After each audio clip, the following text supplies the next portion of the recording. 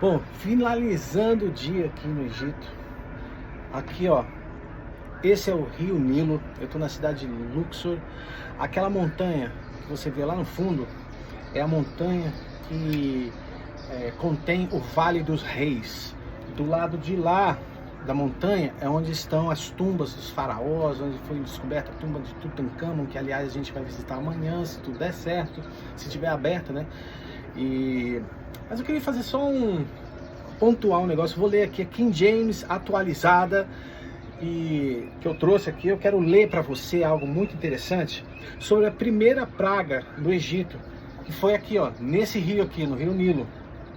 Que quando a gente lê o texto bíblico, muitas vezes a gente não se dá conta da dimensão que foi isso. Quer ver? Olha só. Então ordenou Yahweh a Moisés: o coração do faraó está irredutível, ele se recusou a deixar o povo ir. Vai ao faraó pela manhã, e eis que ele sairá às águas, e estará à espera dele na margem do Nilo. Tomarás na mão o cajado que se transformou em serpente. Por que ele foi de manhã no Nilo? Porque era um ritual de culto ao deus Hapi, que é o deus associado com o rio Nilo, que provia os recursos econômicos por causa das cheias, das colheitas. Então ele ia prestar um culto ao deus Hapi associado ao deus Nilo. O sol já se pôs aqui, mas na outra margem o Nilo invadiu a terra, que proporciona uma terra bastante fértil. Então era comum para os egípcios cultuarem o deus associado ao Nilo. Muito bem, agora olha isso. Então, Deus continua falando, né? Tu lhe dirás: Yahweh, o Deus dos hebreus, me enviou a ti para te dizer: deixa o meu povo ir. Deixa o meu povo partir, aliás, para que me sirva no deserto. E eis que até agora não tens ouvido. Assim diz Yahweh: nisso saberás que eu sou Yahweh. Com esse cajado que trago à mão, ferirei as águas do Nilo. Esse aqui. E elas se converterão em sangue. Os peixes do rio morrerão, o rio cheirará mal, os egípcios não poderão mais beber das águas do Nilo. Bom, aí acontece a cena onde ele bate no Nilo, a água vira em sangue e acontece essa catástrofe. Mas quando você lê o texto, embora esteja absolutamente claro aqui, a gente não percebe a dimensão do que foi.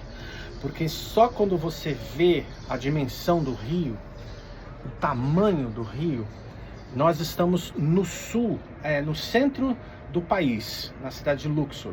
E o rio corre do sul, que é para lá, para o norte, que é para cá. Então, por que eu estou querendo mostrar isso? Porque esse rio era uma artéria econômica para o Egito.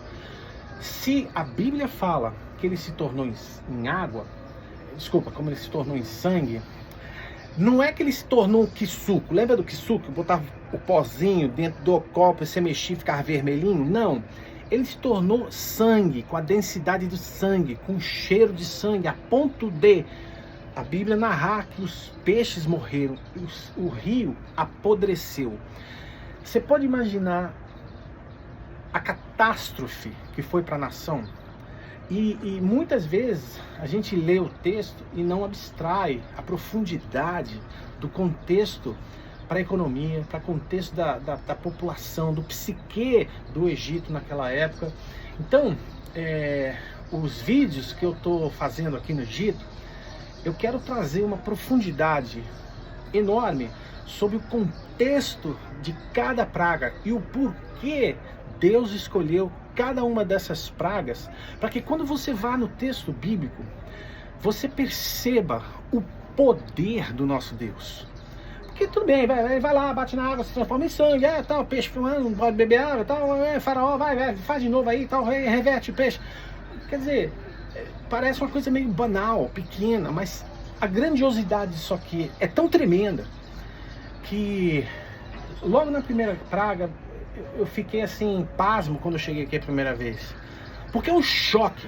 Nós não estamos falando de um riozinho qualquer, a gente está falando de um dos maiores rios do mundo. Que de norte, aliás de sul para o norte, onde é o delta, né? Ele simplesmente se transformou em sangue completo. Ou seja, uma artéria que trazia economia e vida para um país vira uma artéria de morte. Cara, é muito louco, os paralelos do vídeo, tá muito legal. Eu tenho certeza que esses vídeos serão instrumentos de Deus na sua vida, para que você se aprofunde. Porque, olha, desde pequeno, mamãe me ensinava a Bíblia, tava, me desviei, aquela coisa toda, né? E essa Bíblia aqui, King James, é uma Bíblia que eu gosto demais, porque ela reconstrói uma coisa que as Bíblias perderam, que é o lance de você reincluir na palavra, no texto bíblico, Yahweh, que é o nome sagrado de Deus. Isso para mim tem um valor enorme. Então quero mandar um abraço lá para a turma da Abapress e para o meu amigo Oswaldo Paião. Um dia, quem sabe um dia, eu terei uma Bíblia. Eu vou trabalhar, fazer uma Bíblia de adoração, de estudo da palavra, ter as minhas reflexões e por que não? Não vou falar não, é segredo demais.